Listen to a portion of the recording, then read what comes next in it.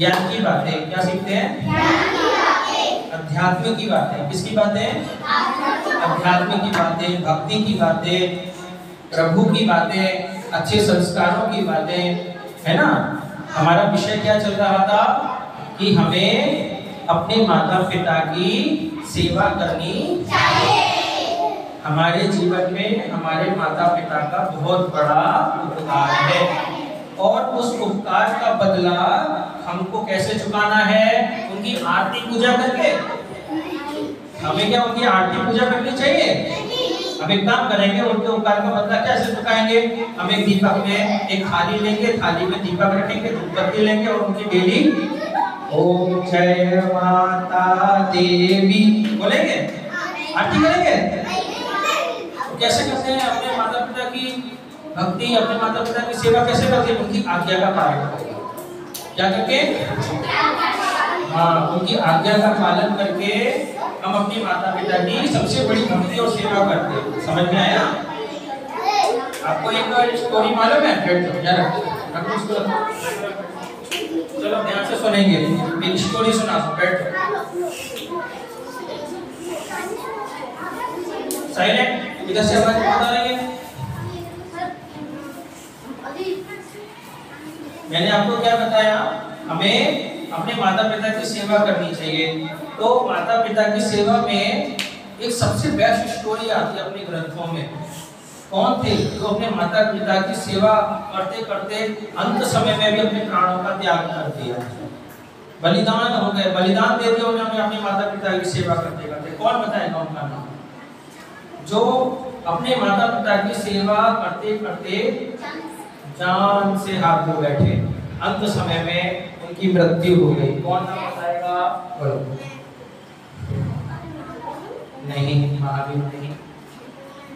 आप बोलो नाम क्या? नहीं मालूम किसी को? उनका नाम है श्रवण कुमार। क्या नाम है? इसमें सुनिए श्रवण कुमार की कहानी। नहीं सुनी? चलो मैं आपको सुनाता हूँ। श्रवण कुमार की कथा रामायण के अयोध्या कांड में आती है। इसमें आती है रामायण महाकाव्य के अयोध्या कांड में श्रवण कुमार की कथा आती है।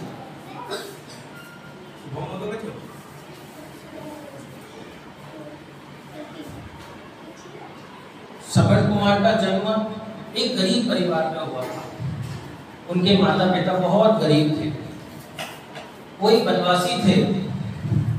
वो जंगल से लकड़ियां काट करके लेकर आते और उनको बाजार में बेच देते और बाजार में बेच करके थोड़ा सा पैसा आता और उससे अपने घर का गुजारा करते थे। श्रवण कुमार के जो माता पिता थे बहुत कमजोर थे, दुर्बल थे, उनकी आंखें नहीं थी, ब्लाइंड थे। दोनों माता पिता ब्लाइंड थे। तो घर का काम कौन करता था? बाजार का काम कौन करता था? श्रवण कुमार करते थे। अपने माता पिता की सेवा पूरे तन मन धन से अपने माता पिता की वो सेवा करते थे। बाजार का भी काम करते थे, पैसा भी कमा के लाते थे, फिर घर में खाना भी बनाते थे, घर में झाड़ू वगैरह भी करते थे, कपड़े वगैरह भी धोते थे। सारा काम अपने माता पिता का और खुद का कौन करते थे? श्रवण कुमार। आज के समय में कोई अपने माता पिता का ऐसा काम करेगा? माता पिता को कोई बीमारी हो जाएगी तो बच्चे क्या करेंगे? हॉस्पिटल में फेंके आएंगे। माता पिता को कोई तकलीफ हो जाएगी तो वृद्धाश्रम में छोड़ जाएंगे। लेकिन उन श्रवण कुमार को देखो, माता पिता की आंखें नहीं थी, लेकिन फिर भी वो प्रतिदिन अपने माता पिता की सेवा किया करते थे। एक बार माता पिता ने अपने बेटे से बोला, हे श्रवण, हम तीर्थ की यात्रा करना चाहते हैं, क्या तुम हमें तीर्थ की यात्रा कराओगे? लेकिन तीर्थ की यात्रा तो बहुत एक्सपेंसिव थी। बैलगाड़ियों में बैठ के जाना पड़ता था, घोड़ा गाड़ी में बैठ के जाना पड़ता था और बहुत सारा भोजन वगैरह लेकर के जाना पड़ता था। तब तीर्थ यात्रा करते थे। उस समय रेलगाड़ी नहीं चलती थी, उस समय टैक्सी नहीं थी, उस समय बसें नहीं थी, उस समय बैलगाड़ी घोड़ा गाड़ी की रथ थी। उस समय रामायण के समय तो माता पिता ने अपनी इच्छा जाहिर की। तो श्रवण कुमार बोले, पितृ देवो भव, मातृ देवो भव। मेरे लिए पिता देवता है, मेरे लिए माता देवता है, भगवान है। जैसा आप बोलोगे मैं आपकी वैसा ही सेवा करूंगा। वो गया बाजार में और बाजार में जाकर के उसने कांबर बनाया। कांबर क्या बनाया? कांबर क्या होता है? एक बांस का डंडा होता है, कंधे पर रखते हैं और तो टोकरी लगी हुई होती है। एक बांस के एक कोने में एक टोकरी और बांस के दूसरे कोने में दूसरी टोकरी, उसको बांध देते हैं, उसको कंधे पर रख लेते हैं, उसको कहते हैं कांबर। तो बांस को कंधे पर रखा, इधर टोकरी इधर टोकरी, वो लेकर आया और सबने माता पिता को बैठा दिया। तो कि नहीं मैं पैदल लेके जाऊंगा, पहाड़ों पे, जंगलों में, समुद्रों के किनारे, जहां भी जाना है तीर्थ यात्रा कराने के लिए मैं अपने माता पिता को अपने कंधे पर रख करके उनको सब जगह की यात्रा कराऊंगा। तो वो माता पिता को तीर्थ यात्रा कराने इधर उधर निकल पड़े। चलते चलते एक बार वो सरयू नदी के किनारे पहुंचे। कहाँ पहुंचे? ध्यान रखना, क्वेश्चन पूछूंगा। सरयू नदी के किनारे पहुंचे। सरयू नदी के किनारे पहुंचने के बाद में माता पिता बोले बेटा हमें प्यास लगी है, पानी लेकर आ जाओगे? तो शबद कुमार बोले हाँ मैं ये कलश लेके जाता हूँ और सरयू नदी का जल लेकर के आता हूँ और आपकी प्यास को बुझाता हूँ। तो माता पिता को एक वृक्ष के नीचे बिठा करके वो पानी लेने के लिए चले गए। ध्यान से सुनना, भाग्य शबद कुमार की बहुत अच्छी स्टोरी है और आपने अभी तक सुनी नहीं, सुनना चाहिए। वो कलश लेकर के नदी किनारे आए और नदी में उन्होंने कलश को डुबोया। तो उसमें बुलबुलों की आवाज आने लगी, रम रम रम ऐसे आवाज आती है ना, कोई कलश डुबोते पानी की आवाज आती है। तो बड़म बड़म बड़म बड़म की आवाज आ रही थी उसमें से। तभी अचानक एक जोरदार तीर उनके छाती में लग, क्या लग गया? तीर लग गया। वो तेज चिल्लाया मुझे निरपराध को किसने मारा? मैंने तो कोई गुनाह नहीं किया, मेरा कोई कसूर नहीं, फिर भी मुझे किसी ने ये तीर मार करके मार दिया। मैं मर रहा हूँ लेकिन मैं मर नहीं रहा, मेरे माता पिता भी मेरे साथ में मर जाएंगे क्योंकि मैं उनके लिए पानी लेके आया। वो प्यासे वहां पर बैठे हुए हैं, तड़प रहे हैं, अब उनको पानी कौन पिलाएगा? उनकी आंख से आंसू निकल पड़े, रोने लगे। मेरे माता पिता मेरे लिए भगवान हैं, पितृ देवो भव मातृ देवो भव, कौन पिलाएगा उनको पानी, कौन पिलाएगा उनको पानी? रोने लगे आंख से। इतने में जिसने तीर छोड़ा था उसके कानों में आवाज पड़ी, भाई ये तो किसी मनुष्य की आवाज है, किसने मारा? अरे मैंने एक मनुष्य को मार दिया, मुझसे तो गुनाह हो गया, मुझसे अपराध हो गया, मैंने एक मनुष्य को मार दिया। मैं जानवर समझा था, मैं समझा था कोई बाघ पानी पीने आया है, कोई हाथी पानी पीने के लिए आया है, और मैंने शब्द वेदी बाण चढ़ाया और शब्द वेदी बाण चढ़ा के उस निरपराध व्यक्ति को मार दिया। जिसने मारा वो कौन था? कौन बताएगा? जिसने मारा वो कौन व्यक्ति कौन था?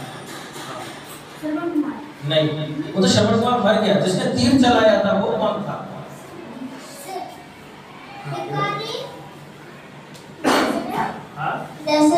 दशरथ। ताली बजाओ उसके लिए। दशरथ कौन था? वो अयोध्या नरेश दशरथ ने वो बाण चलाया था। वो बाण कहाँ लगा? किसकी? श्रवण कुमार। वो तुरंत श्रवण कुमार के पास आया, उसने उसको गोदी में लिया। अरे मुझे क्षमा कर दो, मुझे माफ कर दो, मैं तो एक जानवर समझ करके, पशु समझ करके मैंने गलती से आपको तीर मार दिया। अरे वो रोते हुए श्रवण कुमार करहाते हुए बोले, अरे पापी तूने मार दिया, तू क्यों शिकार पे निकला था? क्या पशुओं में जान नहीं होती? तो पशु जीव नहीं होते?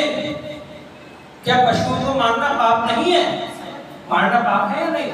किसी जीव की हत्या करना पाप है या नहीं? तू पशु को मारने के लिए निकला, चाहे तूने एक मनुष्य को मार दिया, लेकिन पाप तो तूने पाप किया ही है ना, उसकी सजा तो तुझे मिलेगी, लेकिन मैं तुझे सजा कुछ नहीं दे पाऊंगा। बस मेरा एक काम कर दो, मैं मर रहा हूँ, ये पानी मेरे माता पिता तक ले जाओ, वो वहाँ प्यासे बेचारे बैठे हुए हैं, नहीं तो वो तड़प तड़प के मर जाएंगे, तुम ले जा करके उनको ही पानी पिलाओ। इतना कहते ही उन्होंने अपने प्राण छोड़ दिए और श्रवण कुमार मर गए।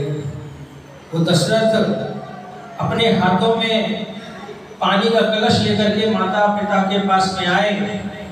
माता पिता जैसे ही उनके वो धीरे धीरे चल करके आ रहे थे, उनके पद की चाप थी।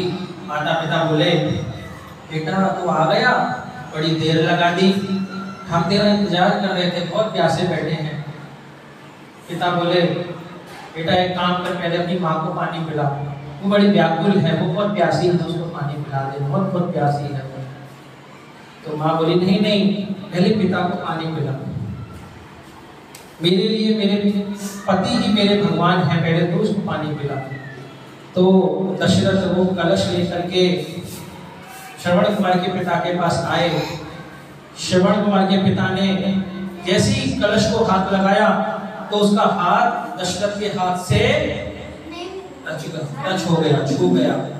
अरे तुम तो श्रवण नहीं हो, तुम श्रवण नहीं हो, तुम कौन हो, कौन हो तुम? में हमारा बेटा श्रवण कहाँ पर है?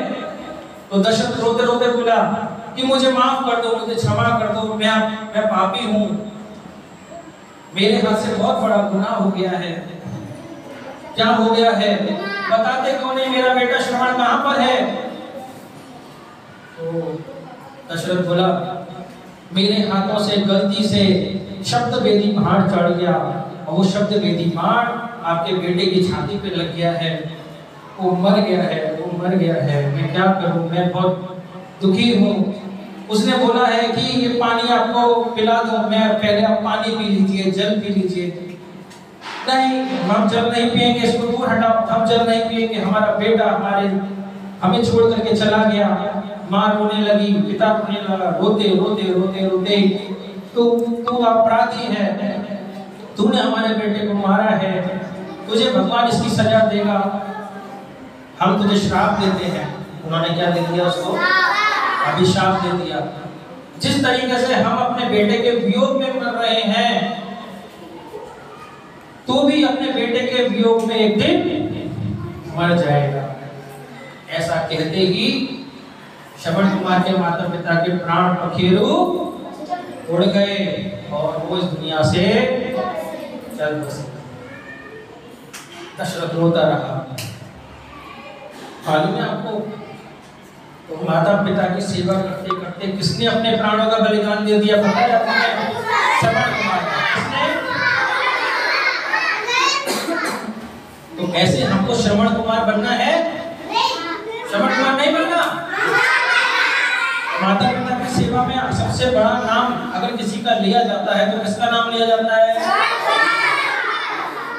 अब पता है आपको, जब माता पिता ने उस दशरथ को श्राप दिया था ना, और श्री रामचंद्र जी का जब 14 वर्ष का वनवास हुआ, तब अपने बेटे के वियोग में दशरथ जी रो रो करके तड़पते रहे और तड़प तड़प के उनकी भी मृत्यु हो गई। पता है आपको ये बात? ये रामायण में आती है घटना।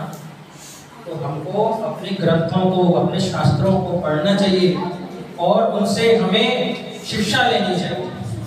और नीचे जो वो सब्सक्राइब का बटन है ना, उसको हिट करो, जल्दी से करो सब्सक्राइब।